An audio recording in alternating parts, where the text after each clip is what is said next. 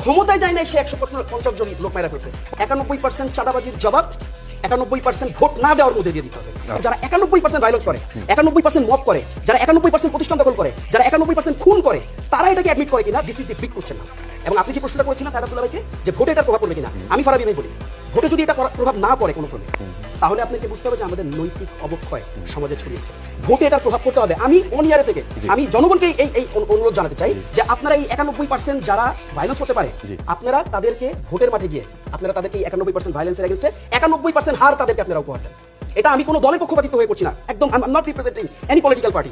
আমি যদি খুব জেনেরিক একটা অবস্থান থেকে আমি বলি, 91% চাঁদাবাজির জবাব 91% ভোট না দেওয়ার মধ্যে দিয়ে দিতে হবে। 91% চাঁদাবাজির জবাব, এই যে 85 কিলিং, আমি যদি এটাকে ধরে নিই বিভিন্নভাবে তথ্য উপাত্ত, it's 150, it's more than 150। Can you imagine that? আপনি একটা দল যেটা ক্ষমতায় যায় না এখন, দে আর নট আপহোল্ডিং পাওয়ার্স, ক্ষমতায় যায় না, সে 150 জন লোক মেরে ফেলছে, তোমারও বলতেছে 85 লোক মারা। এখনো তো তার যে ক্ষমতার যে ভাগ বাটোরা, সাইদ আব্দুল্লাহ ভাই অ্যাডমিট করছে, ভাগ বাটোরা তো এখনো প্রশ্নই তৈরি হয়নি।